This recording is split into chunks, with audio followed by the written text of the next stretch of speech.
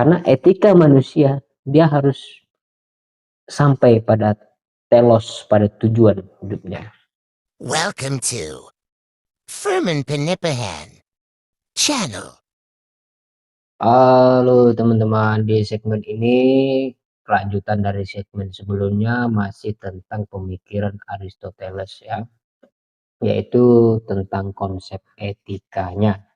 Konsep etika Aristoteles adalah bagian integral dari filsafatnya yang terkenal, di mana ia mencoba menjawab pertanyaan-pertanyaan tentang bagaimana manusia seharusnya hidup dan bagaimana mencapai kebahagiaan atau kesejahteraan, atau disebut eudaimonia.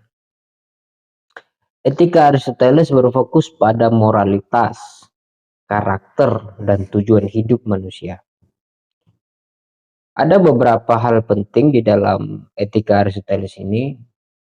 Pertama adalah eudaimonia atau kesejahteraan. Konsep inti dalam etika Aristoteles adalah eudaimonia yang sering diterjemahkan sebagai kebahagiaan atau kesejahteraan. Aristoteles berpendapat bahwa tujuan akhir hidup manusia adalah mencapai kebahagiaan. Dan kebahagiaan itu bukanlah sekedar kesenangan fisik sesaat, tetapi merupakan kebahagiaan yang lebih mendalam dan berlangsung secara keberlanjutan. Gitu. Kesejahteraan. Artinya memang bukan jangka pendek. Eudaimonia, konsep ini berbicara atau kesejahteraan yang dimaksud oleh Aristoteles dalam etikanya adalah kebahagiaan yang sebagai tujuan hidup. Gitu. Oleh karena itu manusia harus berupaya untuk menggapai kebahagiaan itu dengan berbagai macam cara. Yang kedua, ada yang disebut kebijakan, kebajikan. Yang kedua disebut sebagai kebajikan atau dalam istilah Yunani arete.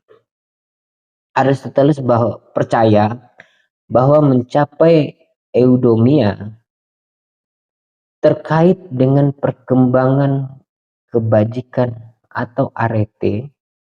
Kebajikan adalah karakter positif dan sikap moral yang baik ya, yang memungkinkan seseorang untuk berperilaku dengan tepat dan baik dalam berbagai situasi.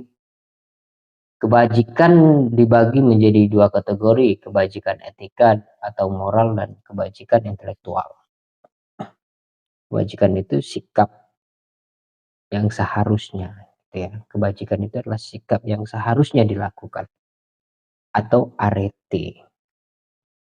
Socrates pernah mengatakan begini, seharusnya orang semakin berilmu, dia semakin bijaksana.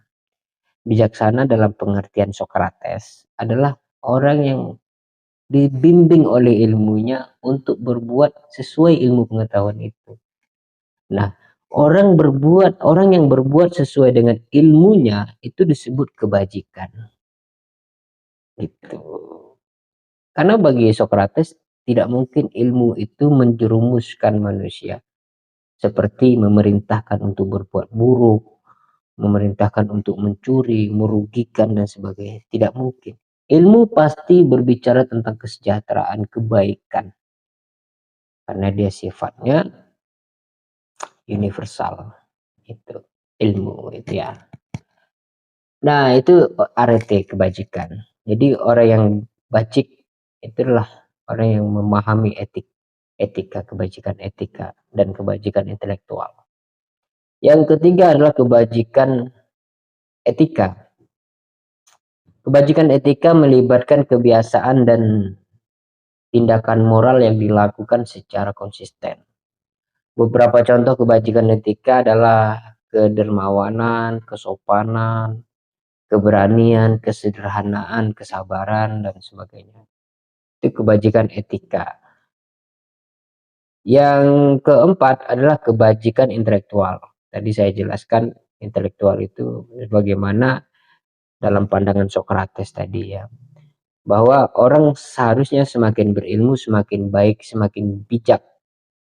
Itu yang disebut kebajikan intelektual. Yang kelima adalah kesinambungan, bukan. Yang kelima adalah keseimbangan dan golden mean. Aristoteles menekankan pentingnya menemukan keseimbangan antara kebajikan etika.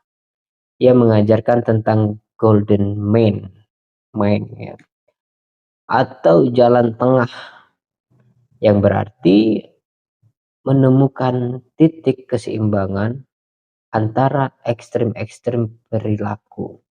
Misalnya keberanian atau kebajikan. Misalnya keberanian adalah kebajikan.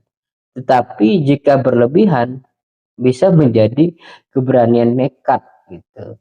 Jadi keseimbangan golden mind. Kita boleh berani tapi jangan nekat gitu. Ada di tengah-tengah. Itu keberanian itu ada di tengah-tengah. Keseimbangan. Tetap tidak boleh ekstrim gitu. Kan juga sekarang itu kalau di Indonesia ada yang ekstrim. Moderatnya terlalu ekstrim gitu. Dia tengah-tengahnya terlalu ekstrim, itu juga tidak boleh gitu. Kita juga harus sekali-sekali zigzag gitu. Ada hal-hal yang kita harus radikal, ada hal-hal yang kita harus ekstrim gitu. Tapi bukan menjadi pandangan hidup dan harus ekstrim terus, radikal terus, sama dengan moderat terus. Akhirnya orang yang selalu berada di tengah pada berbagai macam persoalan itu akhirnya orang yang tidak memiliki prinsip gitu.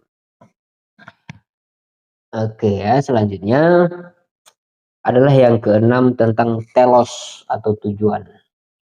Nah, ini pernah disinggung juga oleh siapa? Rocky Gerung di dalam pembicaraan ILC. Telos, eskatologi tentang telos ini. Telos ini adalah etika di dalam pembahasan moralnya, di dalam konsep moral Aristoteles. Aristoteles berpendapat bahwa etika harus mempertimbangkan tujuan atau fungsi khusus manusia dalam kehidupan. Jadi manusia yang tidak memiliki tujuan hidup dalam tanda petik bisa disebut tidak beretika.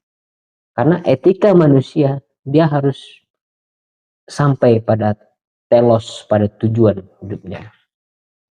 Ya, begitu kira-kira tentang etika Aristoteles. Jika ada pertanyaan silakan ditulis di kolom komentar. Terima kasih. Wassalam.